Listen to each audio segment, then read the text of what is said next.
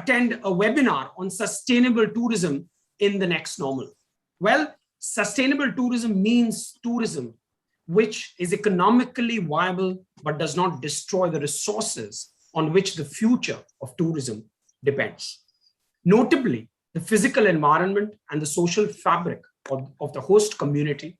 Sustainability must no longer be a niche part of the tourism, but must be the new norm for every part of a sector. Today, we will be discussing on sustainable tourism in the new normal. And for the inauguration, I would like to call upon Honorable Professor Saikat Mitra, who's an Honorable Vice Chancellor of Maulana Abul Kalam Azad University of Technology, which is the largest state university in West Bengal. Apart from being an eminent academician in his field, he's also regarded as one of the most progressive and forward-thinking educational brains in the country. He's been responsible for many new initiatives in Maulana Abul Kalam Azad University of Technology, and under his leadership, Makaut has become one of the foremost technical universities in the country. It's an absolute pleasure for all of us to have Professor Saikat Mitra with us, and for inauguration, I would like to invite him to say a few words. Over to you, sir.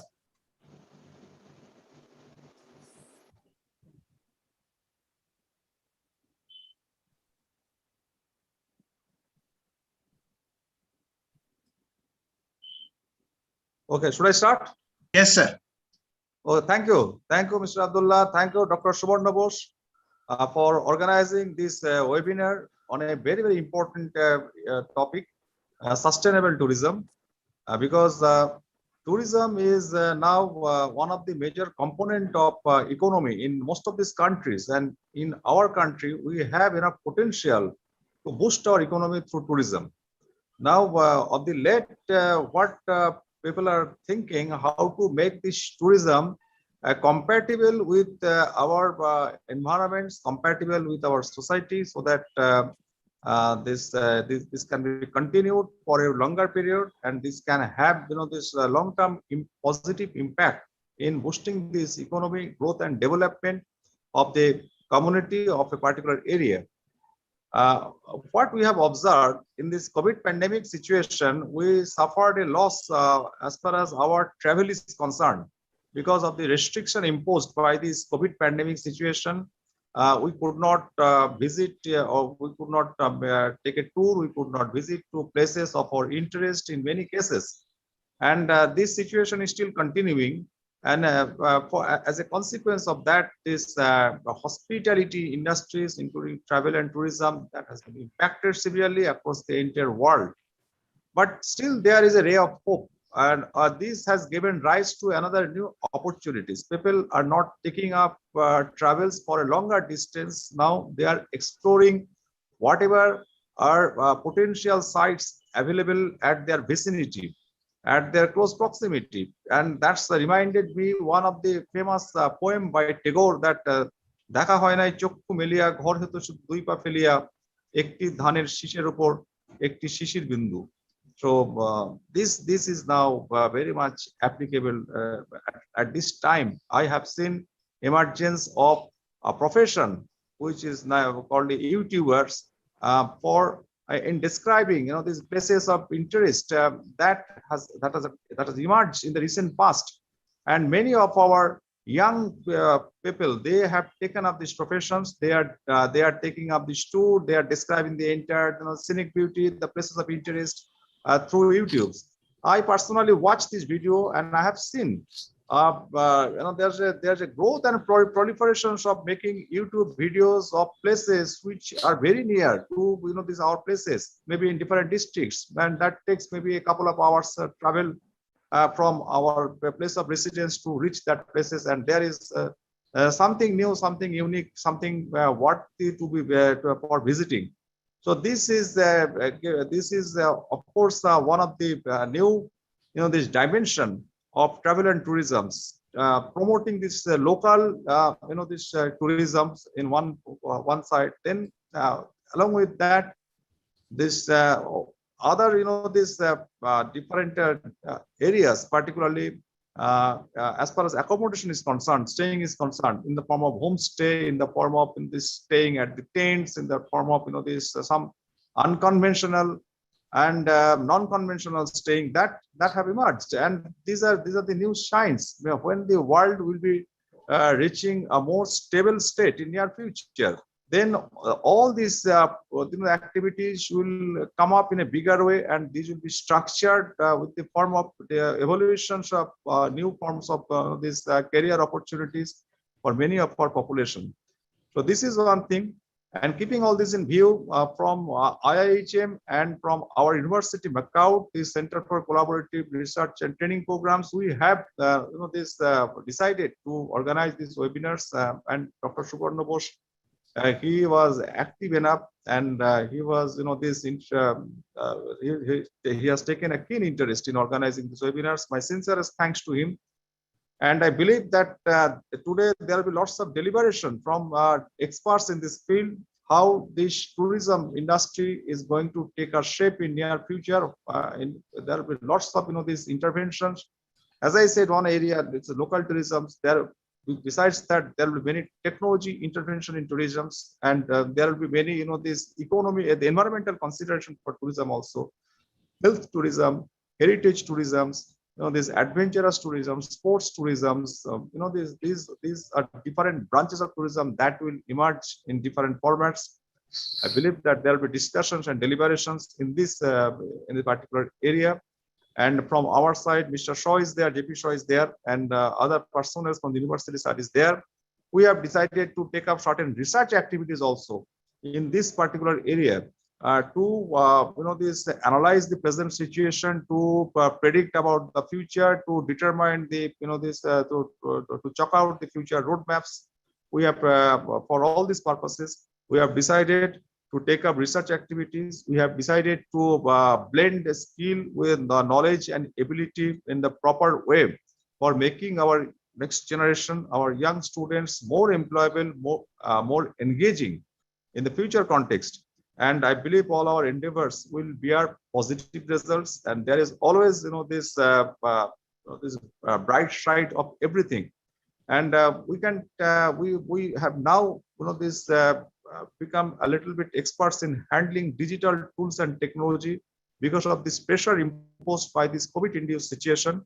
And we have to take it up. We have to, get mastery over all these things. We are now, more concerned about analysis of different data and handlings of these different platforms, how to take up all these activities. Now this travel and tourism can be planned in a very systematic manner, so that these customers or consumers or this person concerned, they have to bear minimum cost for getting maximum benefit. So there are lots of these tools and techniques are available for flight booking, for hotel booking, for visiting some other places, for transport booking, any mode of transport, for all these things.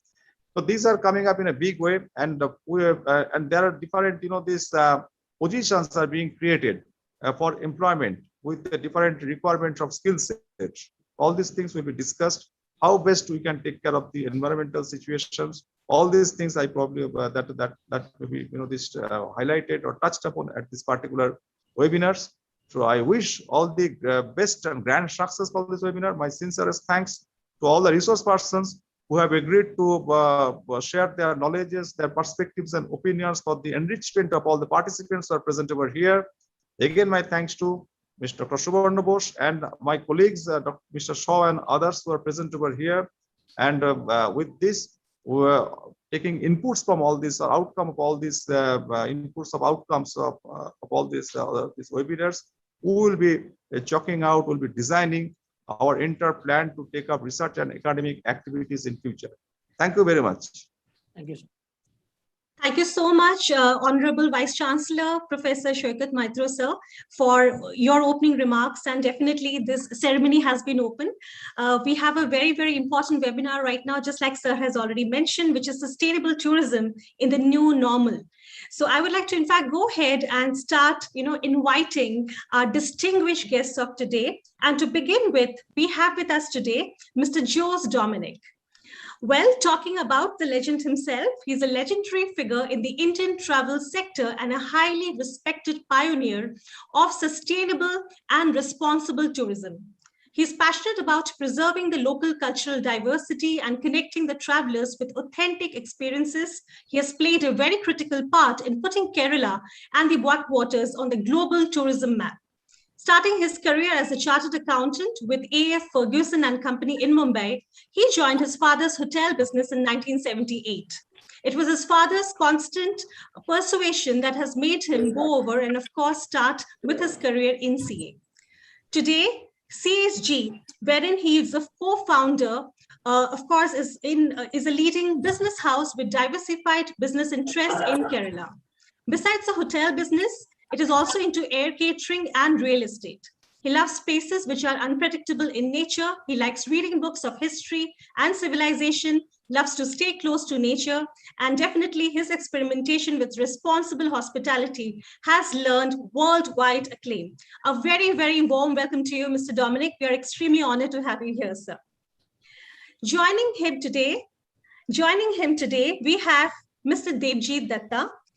Talking about Mr. Devjit Datta, he's the director and CEO, Impression Tourism Services India Private Limited, and he also happens to be the chairman of the Tourism Committee of the BCCI, the Bengal Chamber of Commerce and Industry. He's a well-known tourism industry expert and orator and is associated with responsible destination management, skill development, and community tourism initiatives across Bengal and Northeast India for over 2 decades. Mr. Datta is also active in travel industry initiatives and represents the Indian Association of Tour Operators and the Association of Domestic Tour Operators of India as Bengal State Chairman, along with some other trade bodies in the state. A very, very warm welcome to you, Mr. Datta. We are extremely happy and encouraged by your support here. Joining him, definitely we have Ms. Mallika Bose-Sen. Very happy to have you here, ma'am. Ms. Mallika Bose-Sen holds about 38 years of experience in the travel and tourism industry and has led many top global travel agencies with, of course, the likes of Gainwell Travels Kolkata, Akbar Travels, and definitely the Mercury Travels. She is currently the financial consultant of Max Life and also a very prominent SCOL member. A very, very warm welcome to you, ma'am. In this panel, we also have many more distinguished guests, and the next person would be Dr. Neeta Chaudhary. Well, Dr. Neeta Chaudhary happens to be representing the IIHM Global Center for Tourism and Hospitality Research. She's a UGC NET qualified and, of course, in the area of human resource management, and she also holds a PhD in HRM. She has exclusively about 9 years of experience in research and teaching in the areas of HRM, organizational behavior, business and industry, innovation management, and strategic management. She has published various papers in national and international journals and has presented papers in various national and international conferences. A very, very warm welcome to you, Dr. Chaudhary. We also have Mr. J.P. Shaw, who is a former Regional Director, India Tourism Kolkata, and Advisor, Travel and Tourism Department, Maulana Abul Kalam Azad University of Technology, West Bengal. Well, talking about Sir, he has over 3 decades of experience in the Ministry of Tourism, and he has successfully served in various capacities in the ministry, both within India and overseas. His prominent postings in India includes as Deputy Director General of his headquarters, as Regional Director, India Tourism, New Delhi, Chennai, and also in Calcutta. As a Director in Ministry Headquarters, India Tourism, Jaipur, and as Assistant Director, India Tourism, Varanasi as well. He has also served as the Assistant Director in India Tourism Paris between June 1992 to November 1997, and as Director in India Tourism Johannesburg from April 2005 to March 2008. He is presently the advisor in the Travel Tourism Department and also the Director, Ekta Incubation Center, Maulana Abul Kalam Azad University, West Bengal, since the year July 2019. A very, very warm welcome to you, sir. And we are so overjoyed to have the entire panel here. And together with that, we also have our respected Chairman and Chief Mentor, IIHM and IndiSmart Global Limited, Dr. Subhorna Bose. A very, very warm welcome to you, sir. And Dr. Bose shall also be moderating this amazing webinar for today. A very warm welcome to you, sir, and over to you. Thank you so much, Sanchari and Abdullah, and thanks, Honorable Vice Chancellor, Professor Shoykat Moitro, for such an encouraging start to this webinar, which of course is one of the most pressing thing in the world, I believe, sustainability in tourism. I mean, I think over the last 50 years, experts all over the world and champions all over the world, including India, been working on the tourism which is sustainable, tourism that is should be going on, but with the responsibility towards the future generations, a tourism that respects the environment, tourism that respects the climate and the cultural diversity, tourism that leaves a great legacy for the future generation of the human being all over the world. Tourism that is not only just a tourism, but also is sustainable for the next maybe 500 years. So all of us comes from the common background of tourism, whether it's tourism and travel or tourism in hospitality or in education and tourism. And it's such a pleasure to have such a great people among us. And of course, we have got also a number of professors from the Maulana Abul Kalam Azad University and IIHM. And on behalf of the Macau Center for Collaboration, Teaching, Training and Research, and also from the very newly formed IIHM Global Center for Hospitality and Tourism Research, may I take this opportunity to welcome all of you to this next 1 hour or so, where we deliberate, discuss about the sustainability in tourism in the next normal. Of course, next normal, new normal, or the, as I said, a new abnormal, in fact, is possibly the more appropriate term, because possibly the normal that we used to had before COVID will never come back.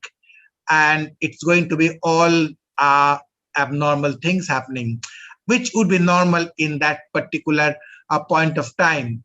And things will change. And over the last 18 months or so, ever since March 2020, we have seen that the world have changed so much.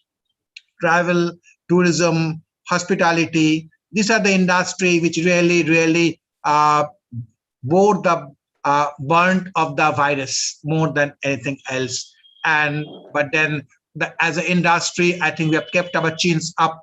We have encountered the challenges. We have encountered the issues that has came right on our face. And I think that is what made the tourism fraternity so special.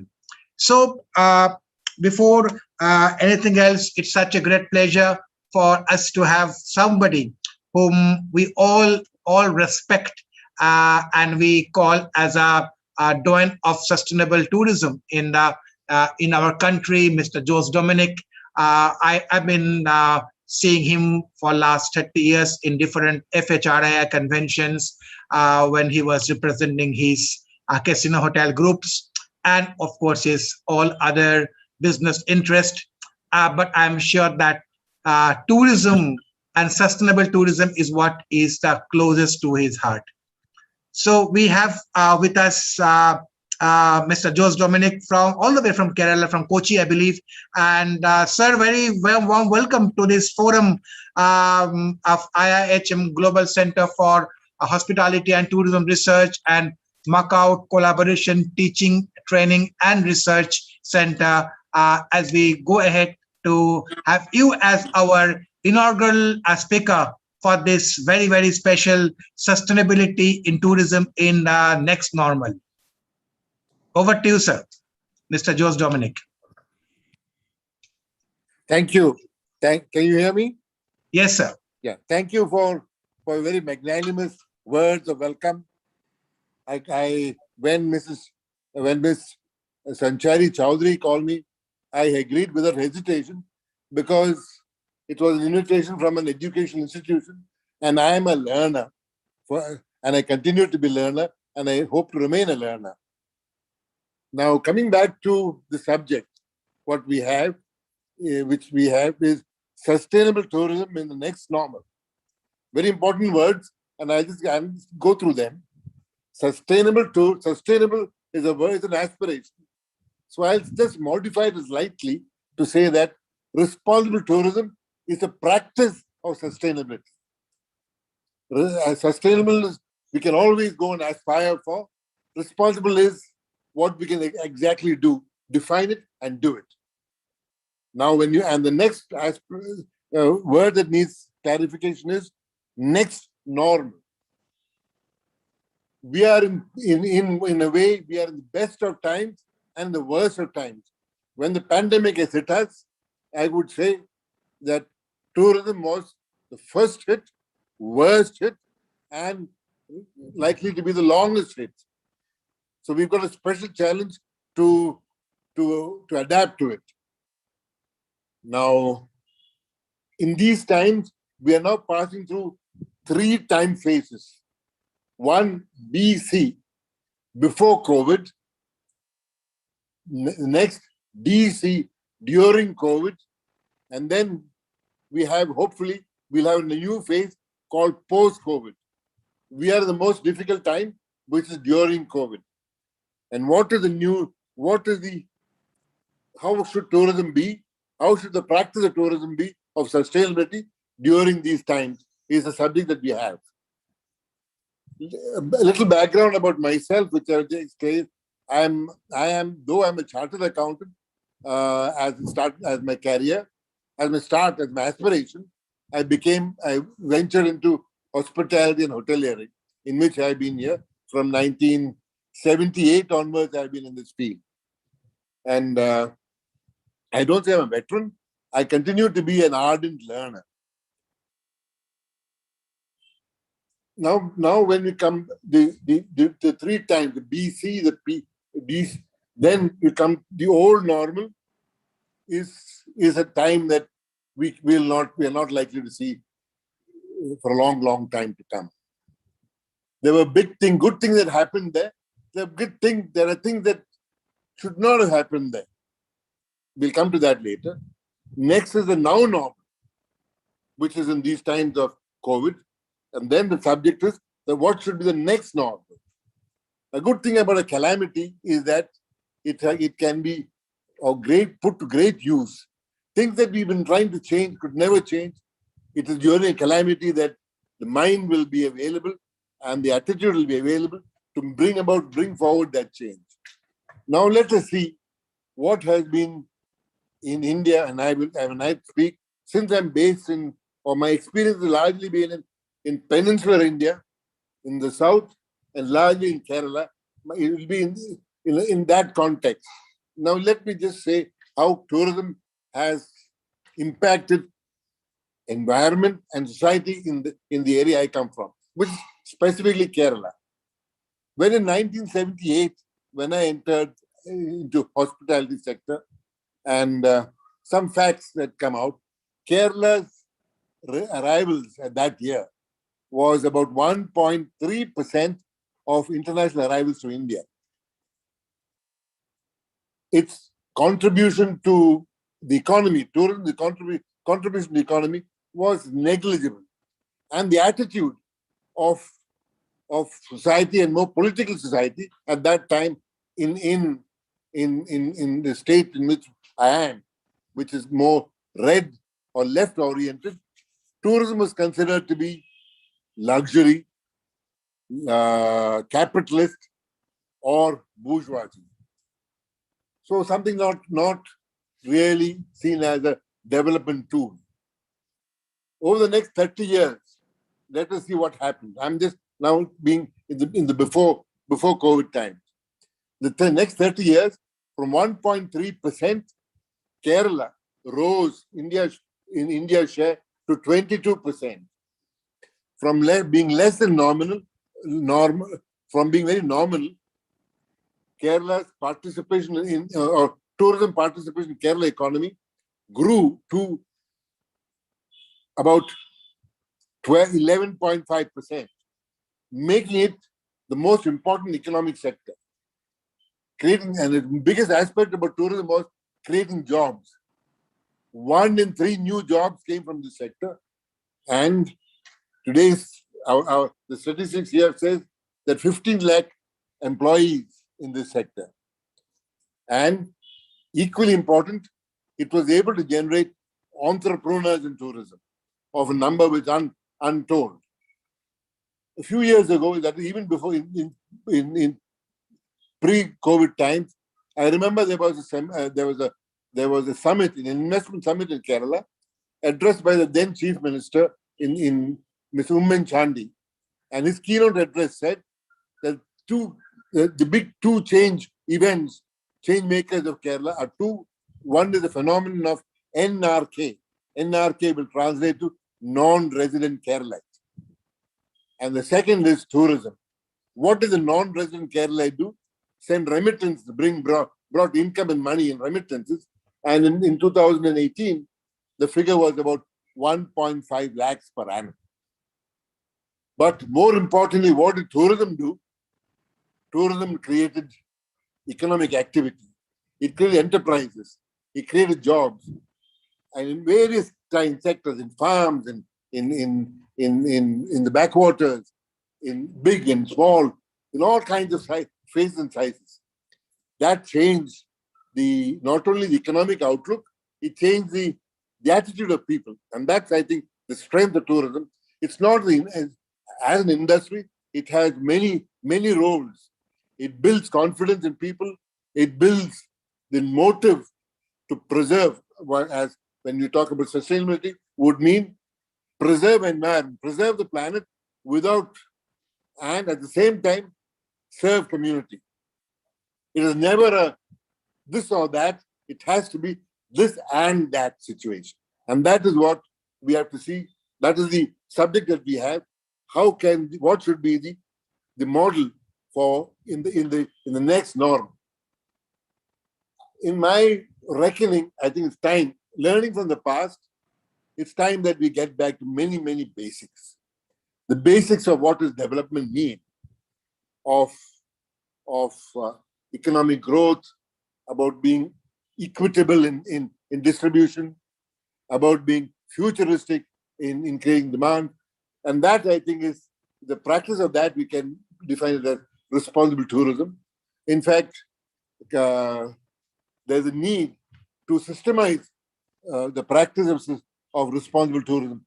Kerala is a state in which it has made responsible tourism, or RT, a strategic direction. There is an RT coordinator, and there are an RT blocks in every district of the state. So, from being, it has therefore been through RT got not only local, national, and even global, and acknowledged as a global leader in responsible tourism.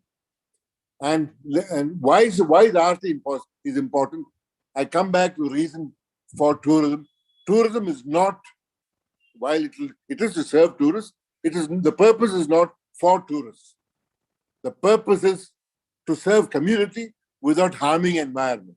And if tourism is able to do it, it can do it in a phenomenal way. As you know, I think the academics in this seminar will talk about the employment generating capacity of tourism, of the spread of tourism across the city to remote areas. And India being what it is, its biggest asset of India is its cultural diversity. So as a destination, there is no destination as amply endowed in diversity and therefore attraction as India is.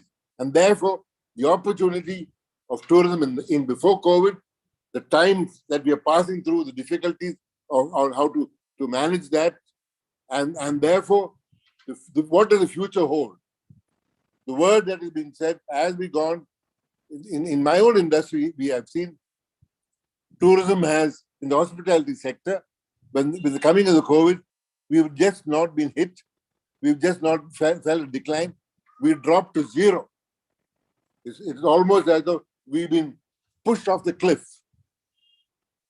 Our own enterprise, almost about 60% of the workforce had to be not laid off, but asked to be on furlough, to be asked to be on leave without pay. It's a very, very difficult and a very challenging situation, but without alternative.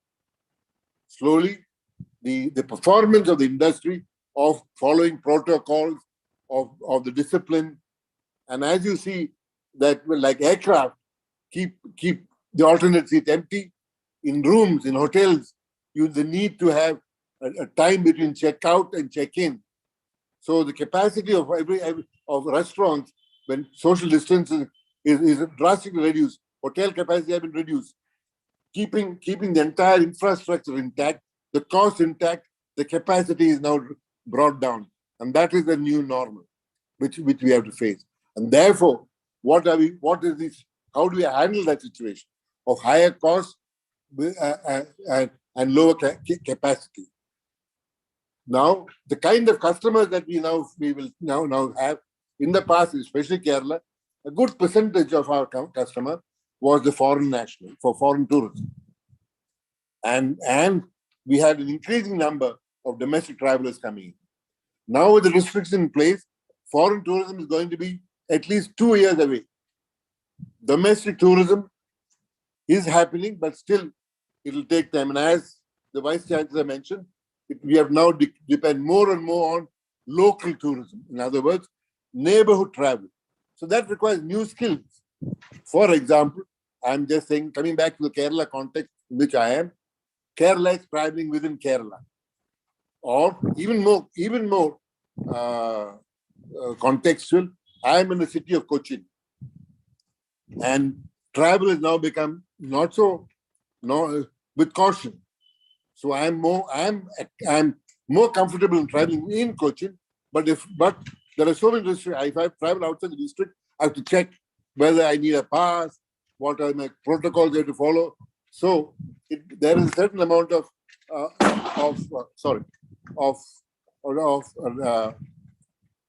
blockades that are there. But easiest to travel within Cochin. And if I'm traveling to Cochin, the question is, you've seen Cochin already. What more is there to see? And therefore, I'm now saying you have to see Cochin with new eyes, with new knowledge. And that's a big challenge. So it is now no longer travel, widespread. It is intensive travel. It is immersive travel. It's with knowledge. And that is what I think for students who are now hearing this program, the new attitude in travel is deep dive. Look into it deeply. I'm sure as you look at, when you look at the history of the place, the culture of the place, the various anecdotes which will accompany when tourists go to a place, all this becomes what makes life, gives life. And the overarching requirement is the ultimate luxury is nature. The ultimate luxury is nature preserved. Under no circumstances should, under the name of development, should nature at all be sacrificed. And this is a big learning. So the direction that we travel towards is cleaner, greener, and healthier. And this is I would say the direction that the tourism is now gaining. Cleaner, greener, and healthier. So whether it's practice of travel among the travel provider, which is hospitality, or tour operator, or transporter, or even the traveler himself, he too has a responsibility to be sustainable, to practice travel in a responsible way. So it goes two ways.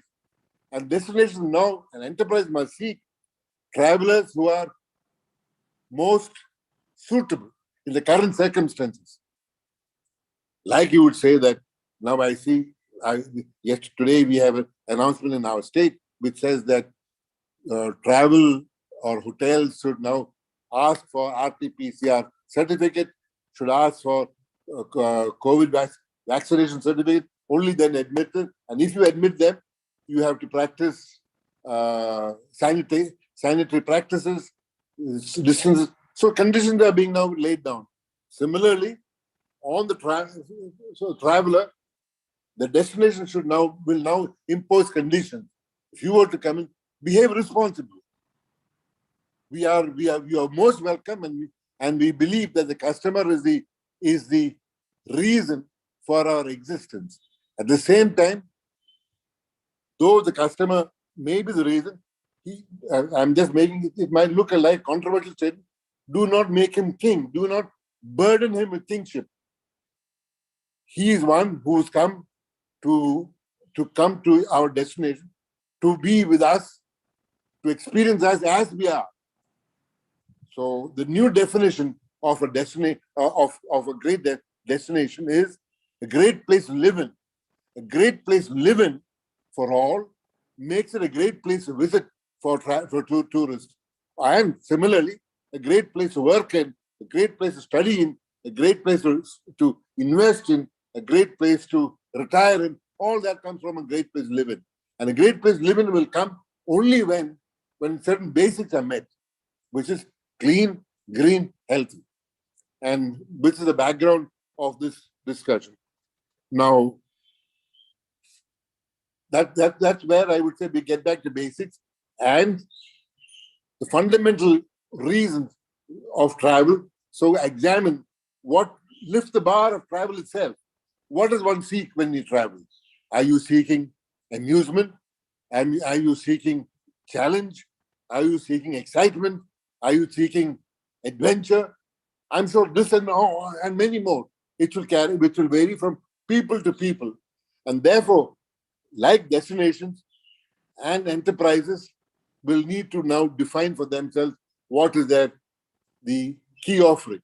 A travel product can be divided into several factors. I would divide into four. One is the inherent attractions of a destination. Two is transportation to the destination. Third, facilities at the destination, which are the hotels and transport, sightseeing and all that.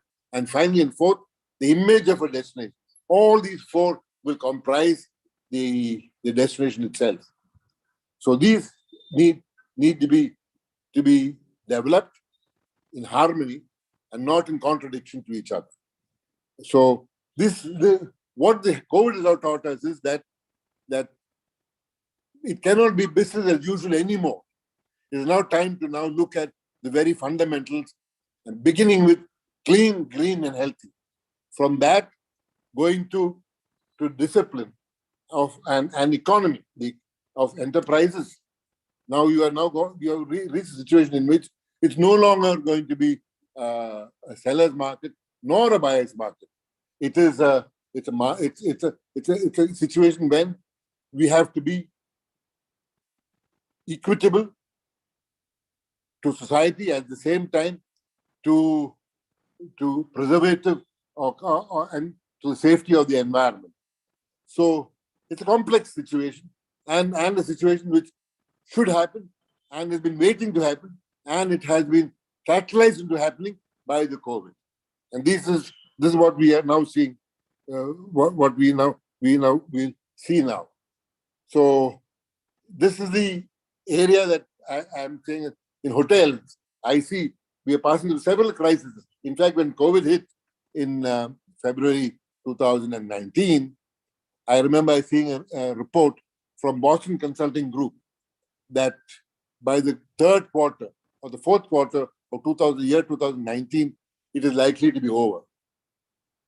And there were several reasons given, very scientific and well laid out, well argued reasons. Now we are almost 9 months away, or 7 months away from that date. Still, we are in the midst of this COVID. So this what we have now in these times is something that we have fully not understood. We could not reconcile. We can go back into history in early generations. Well, they should talk about the Spanish flu, what happened. Even before that, the bubonic plague, what happened. And so there is time. I think, therefore, the need for good scientific research and making preparedness of the industry, of the traveler, into accepting situation that whether it is COVID or post-COVID, that life must go on. Learning to live with the COVID is the new normal. And that that will remain as the next normal. Living with the COVID. COVID is not going to run away quickly. We have seen wave 1 and wave 2 and wave 3 is predicted. We have seen all kinds of new mutations coming out, and we don't know how long it will go on. Regardless of that, we have the industry. We as individuals, we must survive. There is this question of life versus livelihood. It is not a collision. It must be a partnership. That life must happen. We cannot ever, for the sake of industry, for the sake of development, cannot ever threaten life. At the same time, when you block industry, block movement, block the normal happening of the economy, we will see that people's earnings are going to go away. So humanity will therefore suffer from the point of view of lack of income, and I see the newspapers will say solvency of establishments are going broke, are going bankrupt, and you also see a tragic stories about people who are caught in debt traps, who are caught unable to handle situations, and you see sad stories of suicide. That's why I'm saying this to the students especially. This is the best of times and the worst of times. Worst of times, yes, things look very horrible when you look at things happening. When will we ever get this? What do we have a job after this? It's a big question that we'll answer. Why is it the best of times? Yes, it is in these turbulent times that opportunities will spring up. It is in these turbulent times that you can find that students who are entering will have. You are not freshers. You have got all the energy and all the imagination and all the hope and expectation that you will somehow, one way or the other, overcome it. And historically, when you go back, we will find that big movement forward will always happen after calamity, after the Second World War II. You see the huge economic the surge that happened in the world. Similarly, in India too, we have seen the surges that took place after economic collapse. Now, our post time, the next normal, post-COVID times, what is the world that we can expect? Now, here I'd say increasingly, and the word that is now being used increasingly is revenge demand. I have myself been and like the rest of the world, and many of you, I'm sure, been sitting at home, working from home, or refraining from travel. We have almost been locked in. Never before in the history of mankind, or in our memory, has such a situation ever happened. Every year we are used to having every weekend going out, or every year at least taking a holiday, going out. Even business travel is no longer. Anyway, it is the COVID that made us discover this technology of meeting, the Zoom. It could never happen. It's always there, but we never discovered it. I'm saying, therefore, that's an example how calamities make us realize new opportunities, and new tools will come in. So going forward, as we find the world change, living with COVID is a matter of fact of the next normal. So even in COVID times, and therefore, how does the learnings of the pre-COVID times help us? In the IIHM, in the hospitality sector, we've learned many things. Those learnings, not that they are not relevant anymore, now they have to be adapted to the living with COVID times. In physical terms, for the hospitality sector, a whole set of new rules will apply. No longer is the barriers that are created to keep the virus out, to show protection to the other guests, and most important, to ensure protection to the staff and the local community in which the establishment is based. It becomes a matter of pride. From there onwards, the attitude of people who have been locked in and want to holiday travel has now assumed the importance of almost as a prime requirement of life. People, one can say, are earning so that they can travel, they can go on holiday. So much is the importance that people will now ascribe to travel and holiday. It becomes a method on which for rejuvenation and along with that, you have, as Vice Chancellor mentioned, you've got many other things like holiday, like adventure, like MICE meetings, like or history could be reasons. There so many subjects. In fact, the other day we had a discussion in a working group which has been constituted here. We talked about how we need to be ultra local. If it's school, if it's food, in the old days, the standards would have said, or the classification criteria was cuisine, Indian, Chinese continent. And from that, now it's going to be not just if you are in Kerala or in Bengal, not just Bengal cuisine, but cuisine of that locality. Cuisine from each place. Once you dive deep, you will discover many things. Therefore, that enhances the experience. That whether you're traveling the globe or whether you're traveling the country or you're traveling within your city, it is still as wide and big a universe that can constantly be discovered. And therefore, living with COVID, which is the next normal, we need to now redraw, recap, relearn, and reskill ourselves. It's deep dive, it's immersive, and it is now going to be look more and more inwards. Inwards, I would say, both can be in a philosophic term, at the same time, to build your own capabilities. And therefore, travel options such as wellness will become a powerful travel opportunity or enterprise opportunity. Kerala has now gone into Ayurveda in a serious way. And we ourselves as a group have gone to Ayurveda and Prakriti Chikitsa. There's a Malayalam translate to naturopathy. So all these sciences exist across the country in their own ways. Every village has its own traditions and methods.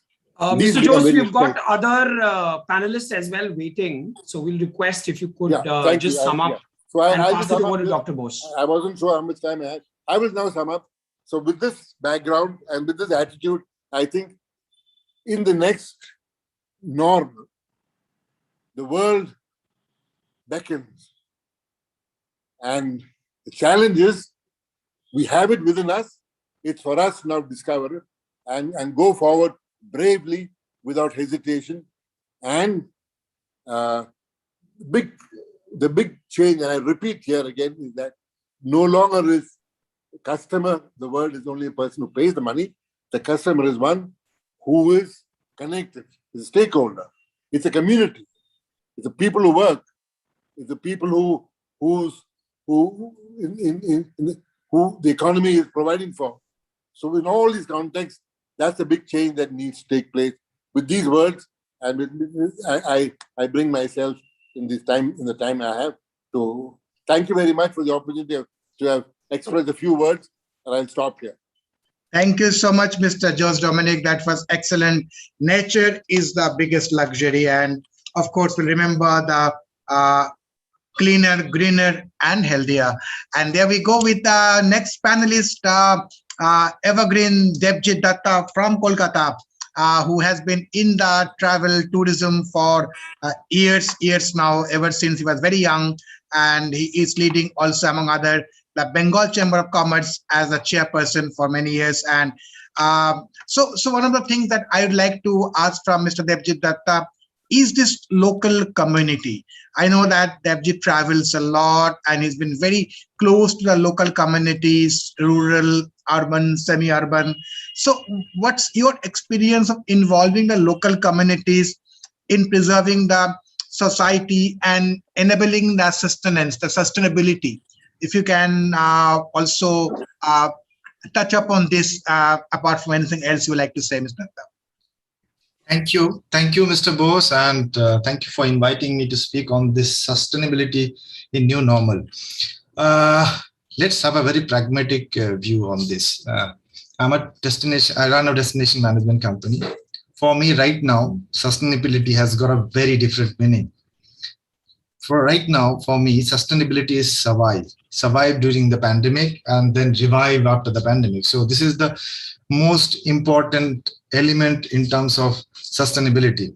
15 years back, sustainability had got a very different meaning. That time, how to compete the rate, online rate, was actually sustainability for me. Before that, it was ecologically sustainable, like, about the ecosystem, about the local community. All these things are important. So actually tourism has been going on, going through a biggest transformation ever.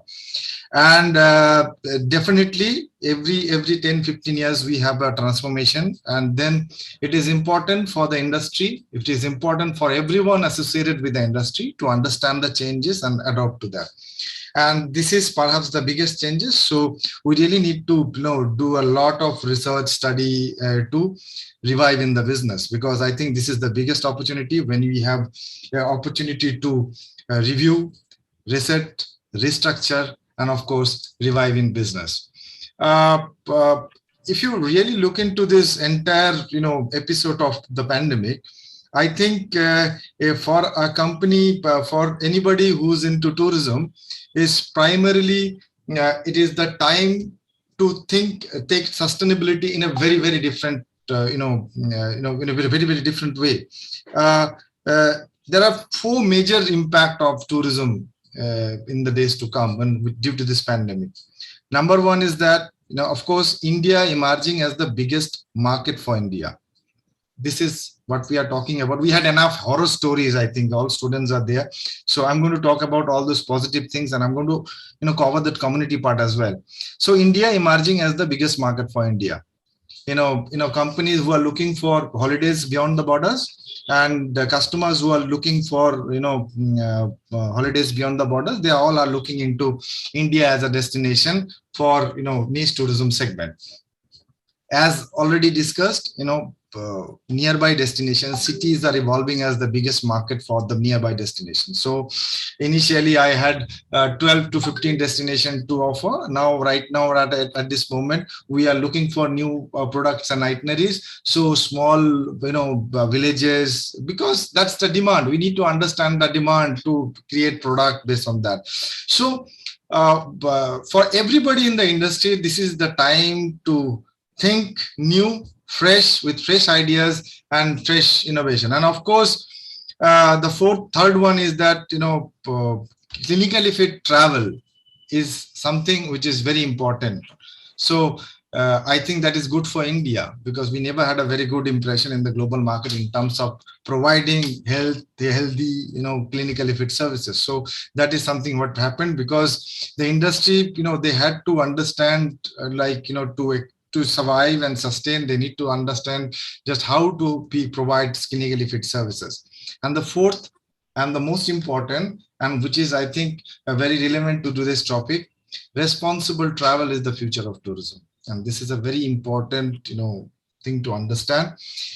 We really need to be very responsible in terms of sustaining in the business in the days to come. And responsible travel, it is possible only with responsible tourism industry stakeholders, responsible, destination, and of course, responsible traveler. So there, what is important, like Mr. Bose was asking, what is the role of the host communities? We really need to understand responsible travel, and we really need to create awareness, because a lot of new destinations are coming up, a lot of new products are coming up. So really need to understand the ecological and environmental factors in tourism, and make the destination, the host community, understand that responsibility factors. So this is something we all in the industry needs to play a very important role. But to survive in the business, there are 4 very important things for the industry to be focusing on in the days to come.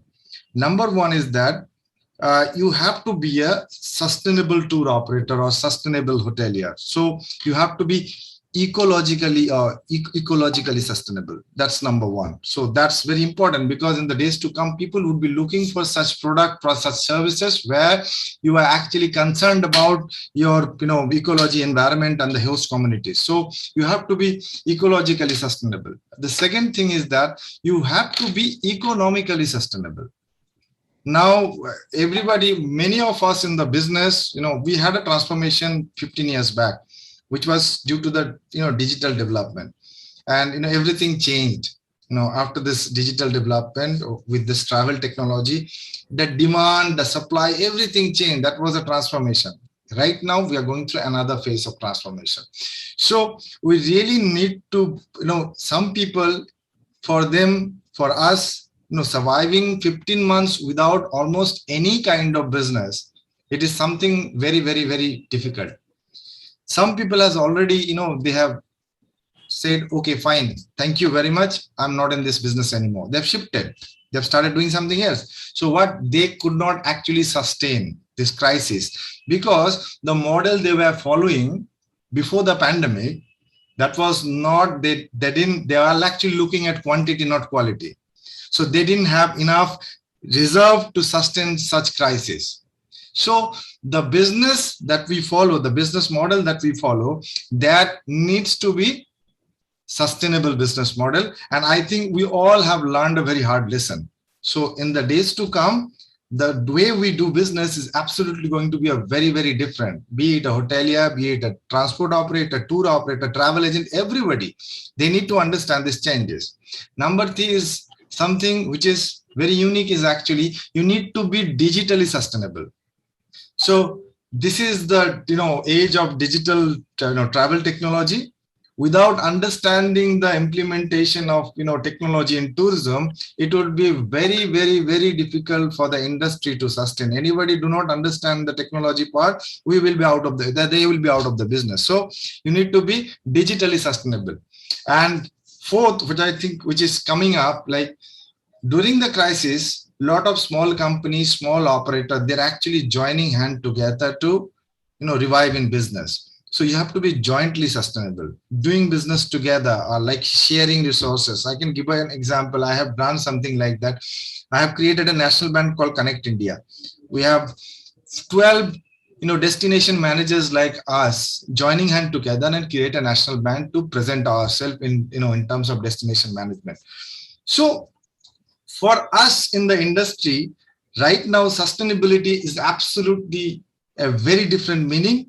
And what we need to understand this entire transformation, very, very, very important to understand the entire transformation and revive in the business. Because if you don't understand this, it would be absolutely different, because business is going to be absolutely different in the days to come. So this local communities, new destinations, new way of doing business, digitally, fit to do travel, and of course, doing business together. This would be the key factors for the industry in the days to come. So I think mostly we have students here, and everybody is concerned about the future. Everybody. I keep on talking in different students forums and platforms, and I realize, every single student, they're equally concerned about their future, that what is going to happen in the days to come, considering the current crisis in the industry. But let me tell you very honestly, even after 20 years in the industry, I'm still learning actually. And this is a very good learning experience for me. This entire pandemic it's an amazing learning experience for me. And at least I got a chance to rectify the mistake that we have done in last 20 years.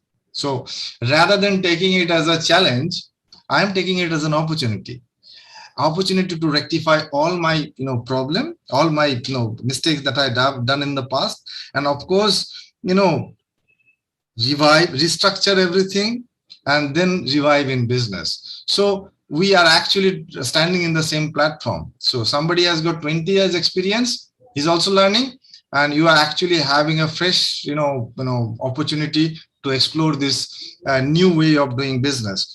So this is something, I think this is something I have to share in terms of sustainability, because of course, you know, in the days to come, I've told you, responsible travel is the future of tourism, and we all need to be, you know, responsible tour operator, hoteliers, and of course tourists and the, you know, destination to get this further in the future. I think that is something what we all need to understand. So this is the takeaway. I think you know, sustainability is of course the biggest, you know, lesson for the industry, our biggest learning for the industry during this pandemic is of course sustainability. Thank you very much. Thank you very much, Devjit. Sustainability is not just about responsible tourism anymore. It's about sustainability of the entire ecosystem of the economy. That's what you are saying. It's about life and livelihood, as Joe said. It's about the entire world. Sustainability is a big word now. Exactly. And as we used to say in 2020, survival, revival, and thrival. I think we are still in between the survival and revival, possibly. And touch wood, if there is no third wave or a mild third wave, possibly we'll get into the revival state. And that all depends upon the things to come. But I'll quickly go to another person from Kolkata, Mr. JP Shaw, who is also representing Macau Center for Collaboration, Training and Research. And this webinar is brought to you by the Macau Collaboration, Training and Research Center and IIHM Global Center for Hospitality and Tourism, which has been a brand new research center with a very international ambition. So, Mr. JP Shaw, I'd like to ask you about, you had got a huge experience, obviously from all over India, worked all over India. You've seen it all, you have done it all. And now you are in academics in the university, trying to help and support the students, especially in travel and tourism. So what this Sustainable Tourism Index Normal means to you, sir? Thank you, Dr. Bose. Thank you for this great initiative, this webinar that you have taken up in this particular situation. Well, tourism, as we all, you had the doyens of tourism today. We have Mr. Jose Dominic from Casino Group, Mr. Devjit Datta, and the other panelists also there. They have spoken in length. I would only add here that, you know, India, as Mr. Dominic Rajni was saying, that it's a big nation. Okay, the country has so many things to offer. We have not been able to realize this potential to the maximum. But then the efforts were on for realizing the potential, but all of a sudden, you know, everything came to a halt. Everything came to a, I would say, the entire dreams were shattered, not only for our country, but the entire, you know, world as a whole, as far as tourism, travel tourism is concerned. Although we very often say that travel has become a way of life and people are interested in traveling regionally, nationally and internationally, and you know, it's employment generation, and then 10% of global GDP, then you know, all those things are there. But right now, where we are, as Mr. Dominic was rightly saying, that things have come to a zero. The scenario did change in between the first wave and the second wave a little bit. Things have started improving. I find that, you know, don't take me otherwise, but I find that to a greater extent, we had also been responsible in this CO2 emissions, the carbon footprints.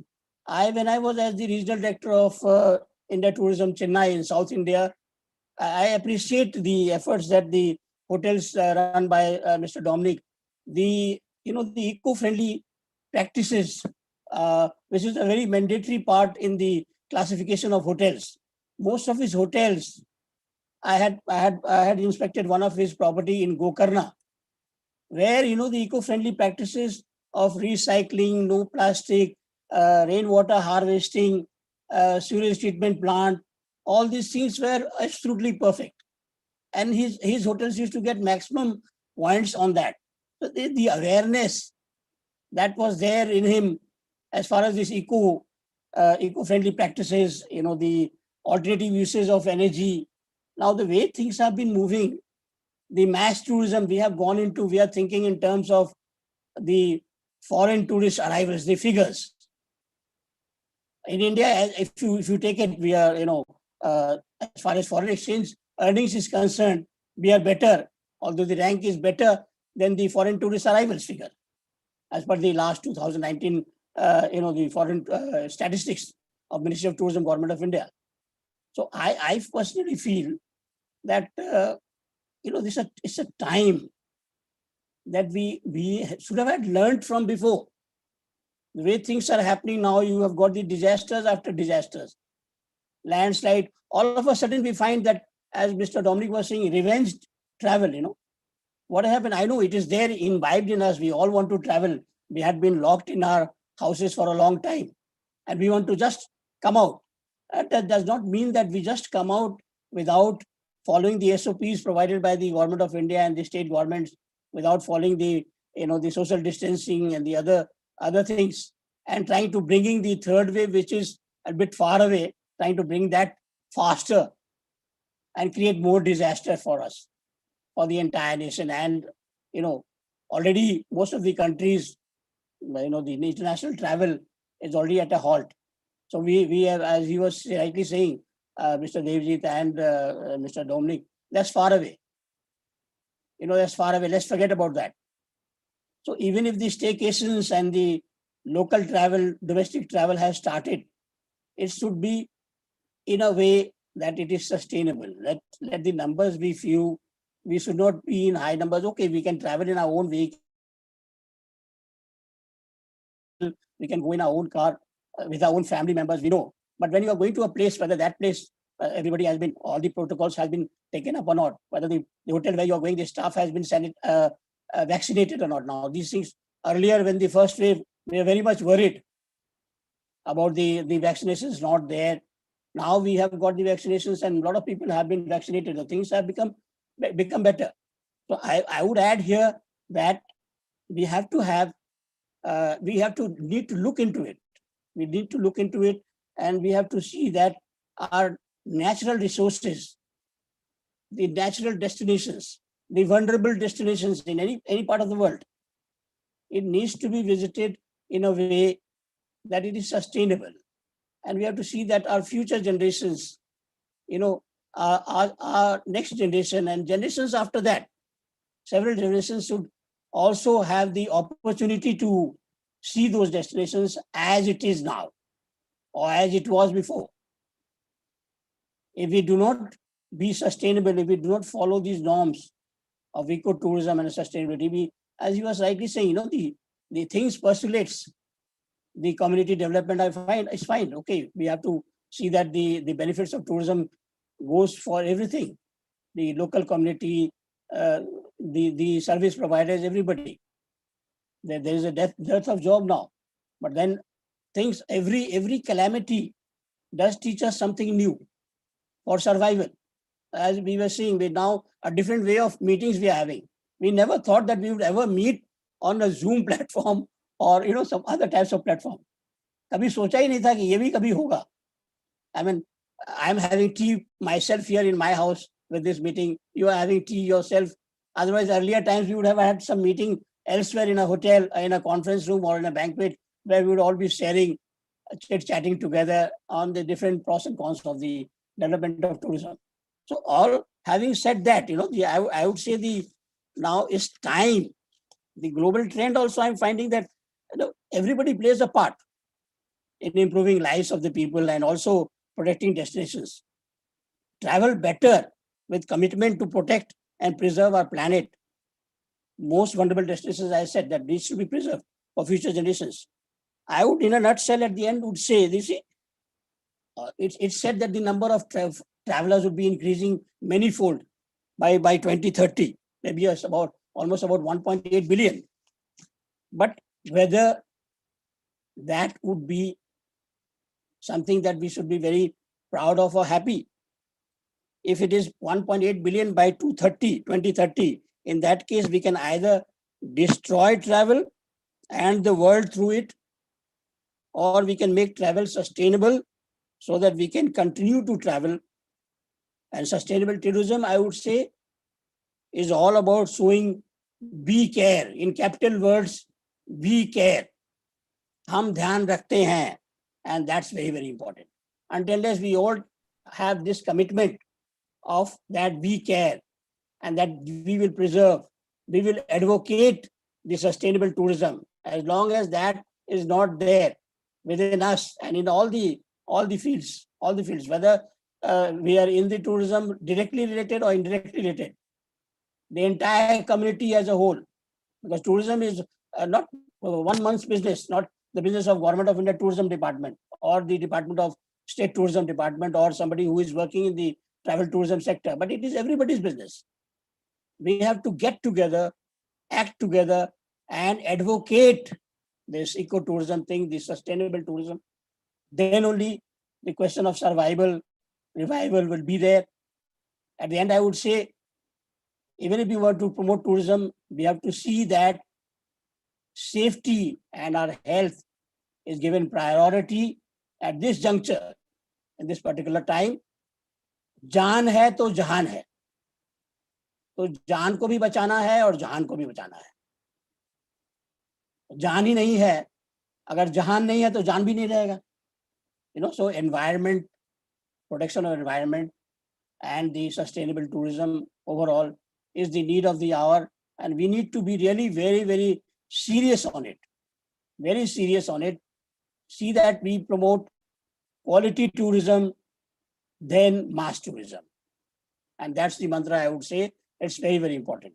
Thank you, Dr. Bose, for giving me an opportunity to speak. Thank you so much.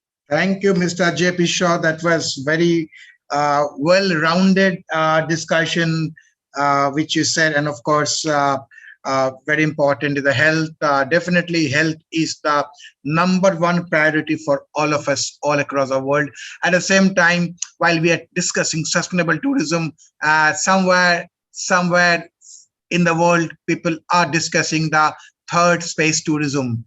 The two richest men in the world already did it, and the third is been discussed and on the way. So that's a world like a sustainable tourism, as Debjit said very nicely, has got so many connotation, and it is responsible tourism, it is ecological tourism, it is sustainability of the entire world of the business of tourism, very important business of hospitality, business of tourism, and at the same time, we are getting ready for the space tourism. So coming to Mallika Sen from Bangalore. Madam, you're joining from Bangalore. Welcome to this webinar organized by Macau Collaborative and Training and Research Center and IIHM Global Center for Hospitality and Tourism Research, which is a brand new global center with international ambitions. And I will come to you, Ms. Sen. You have been in tourism, you have been a SCOL member for many years, you have worked in the reputed travel company. So what sustainability means to you in the next normal, and as Mr. Jose Dominic said, after COVID, if it can be divided into during COVID and after COVID. So in the new normal, what do you think that sustainable tourism takes its same meaning, or it's got a different meaning? And if it's different meaning, what is that according to you? Over to you, Ms. Sen.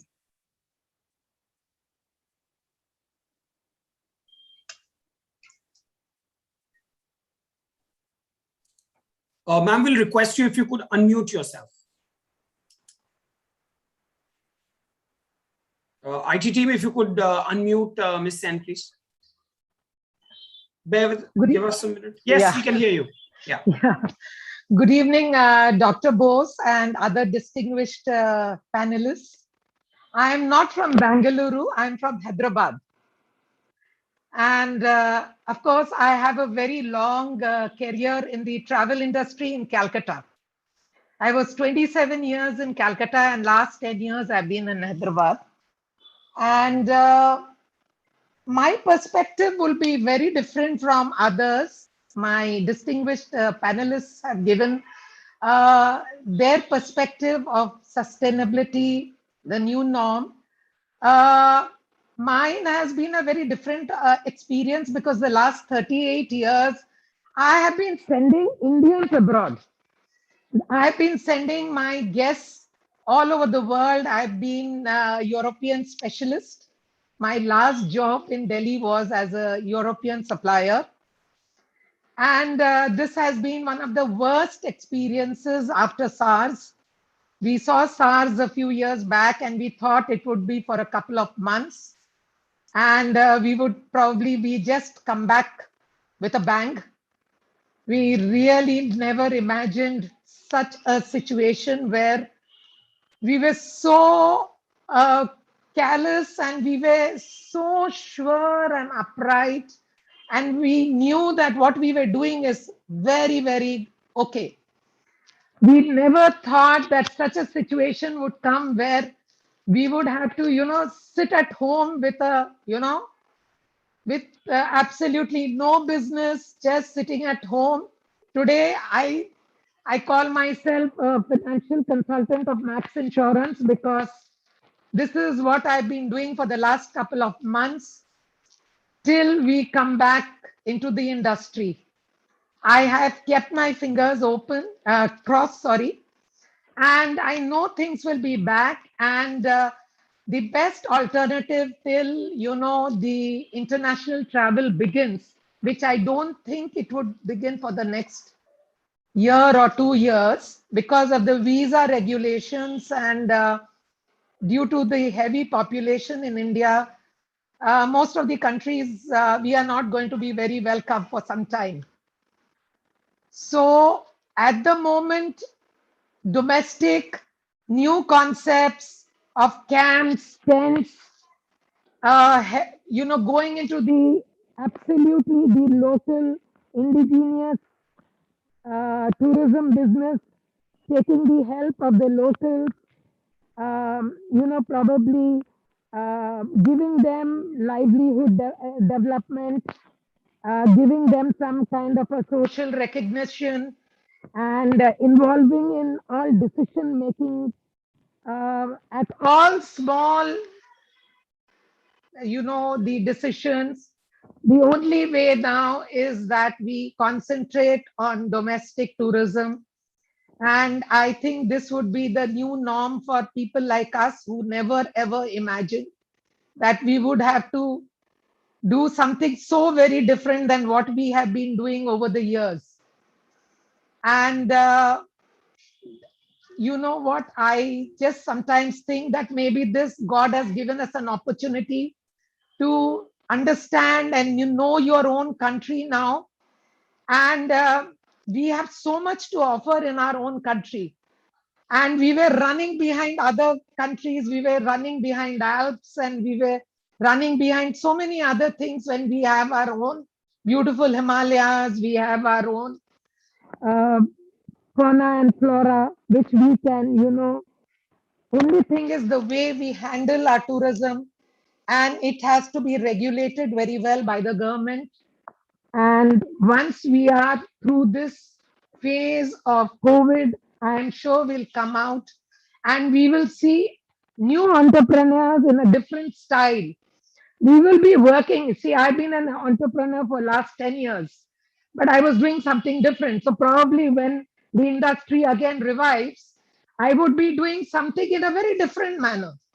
Maybe I would be doing something which I had never ever imagined, but I would be doing it, taking the locals and, to see that the local industry benefited by our contribution. So there's not much I need to take your time because I think time is running short. I would like the other panelists also to take over. So thank you. I would like to end here once again. Thank you so much for giving me the opportunity. Thank you so much, Mr. Sen. And that was a very, very clear kind of stage, you said that domestic tourism would be the major prime economy in the tourism industry economy in India for the next possibly 2 years or so. Although we are looking at Europe opening. In fact, the good news today, a couple of hours back, that UK has removed the red flag and made it amber flag for India, which is a great news for a lot of us who travel into UK, because you don't need to now go on quarantine for 10 days in a hotel. So it's amber flag, which means which is good news for the Indians traveling, especially on business to UK. So coming to the last panelist, but not least, Dr. Neeta Chaudhary from IIHM Global Center for Hospitality and Tourism Research, and based in Bangalore right now. Dr. Neeta Chaudhary's huge experience, as we all know, at IIHM. And since she is from hospitality also, as much as she's from tourism, I'd like to ask her about the food wastage in the restaurant sector. The food wastage is one of the reasons that a lot of things happens, and obviously it is also a part of the sustainability. Well, it is not sustainability in terms of tourism possibly per se, but in terms of the totality of the tourism, hospitality is one of the major major game is played by the hospitality industry and travel industry, of course. And if you can say, Dr. Chaudhary, about the food wastage and the strategies that we should take to reduce. The other day in the fellow of IIHM ATEX conference, I think Mr. Khatri was telling about a peg of water, that if someone comes to his house, he don't offer a glass of water anymore, he offers a peg of water, so that you just get 60 ml, right? So the way you can think about to conserve water, which I think in a place, especially like Chennai, becomes a very precious thing, especially in the summer months. So over to you, Dr. Neeta Chaudhary. Good evening, sir, and good evening, all the panelists present here. So thank you, sir, for this question. So food wastage in India is really a very dire situation. And in India, if you see, last year around, or you can say annually, around 67 million tons of food is wasted every year, and which is valued at around 92,000 crores, and it is enough to feed a big state like Bihar for almost a year. And during the pandemic, if we see, Milk Basket, that is one food delivery brand, as per the report given by it already showed that during the lockdown, in one day, they lost about 15,000 liters of milk and 10,000 kg of food in a single day, because the delivery agents could not enter the apartments or the houses due to the lockdown, which was already ordered prior to the lockdown. So it became a major issue. And even the farmers of Belagavi in Karnataka, they spilled tons of liters of milk into river because they could not reach the people on time. So we can see food wastage is really is a big problem in India, and we have to really mitigate it to a level so that the sustainability in the food can be achieved.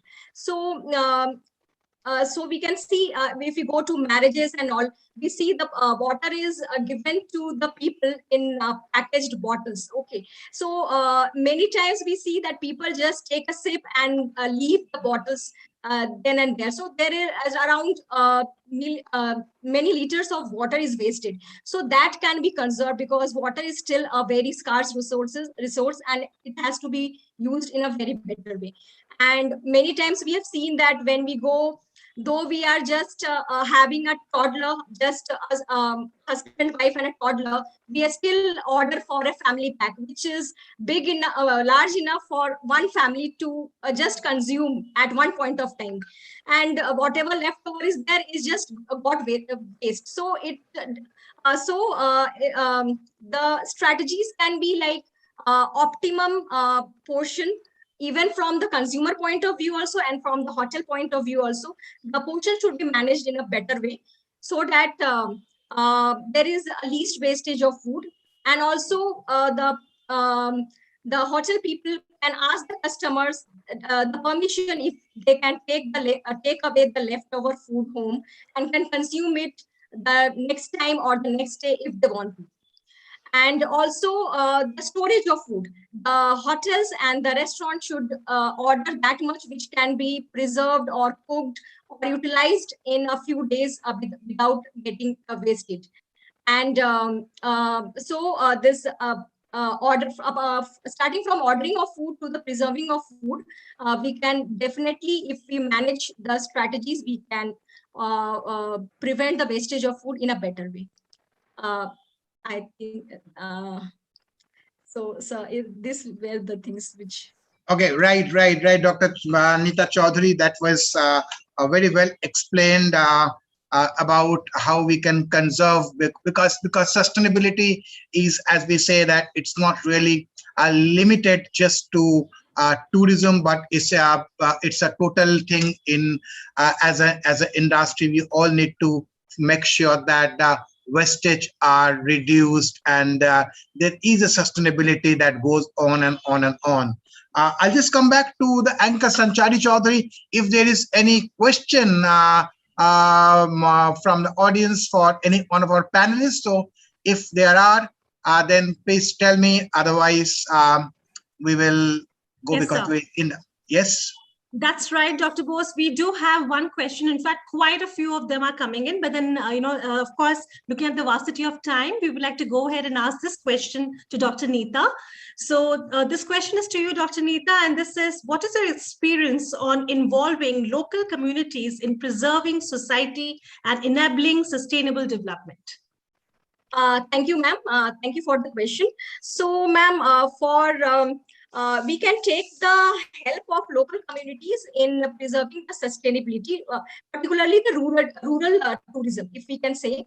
So we can make use of the self-help groups, what we say SHG.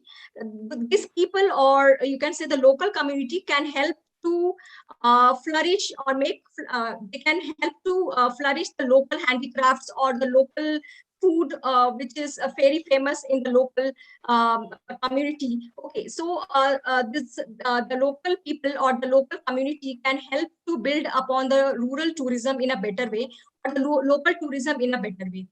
And also preserving the environment, also we can make use of the local people or the community.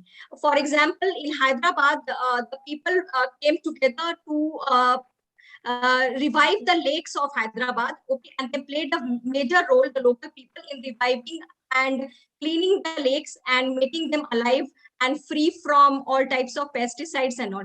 So in this way, ma'am, we can use local people to boost local tourism, rural tourism, and also to preserve the biodiversity and environments of various local places.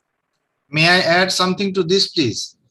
Absolutely. Yeah, if you ever have been to Sundarbans, the forest guides were actually appointed by the forest department, and they have been trained about this ecological and environmental factors.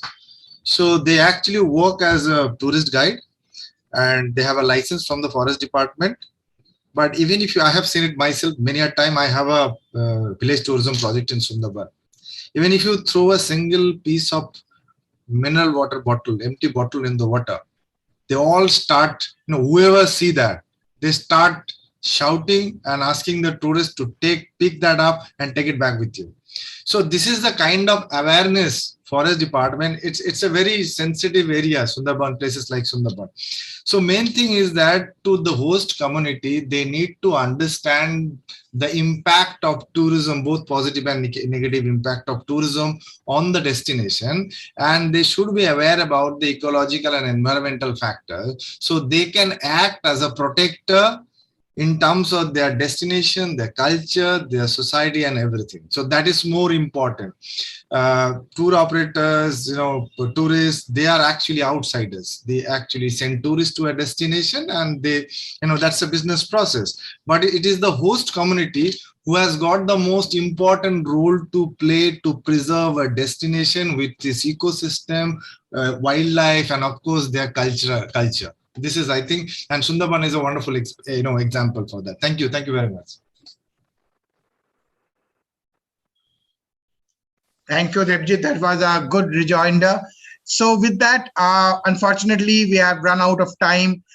We are up to 4 to 5, but then we all enjoyed the deliberation. And I also, on behalf of the Vice Chancellor, who has to leave for a very important meeting, on behalf of the Vice Chancellor of the Macau Collaboration, Training and Research Center and IHM Global Center for Hospitality and Tourism Research, would like to thank all the panelists for their time, and a special thank to all the audience and everyone, and our main anchors, Sanchari Chaudhary, Director IHM Bangalore, and Abdullah Ahmed, Director IHM Delhi.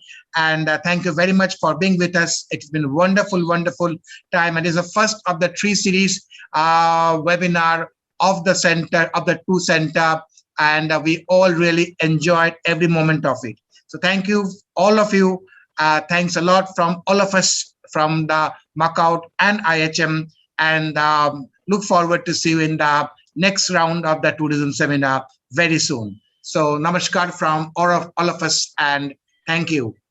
Thank you. Thank you so much, Dr. Bose.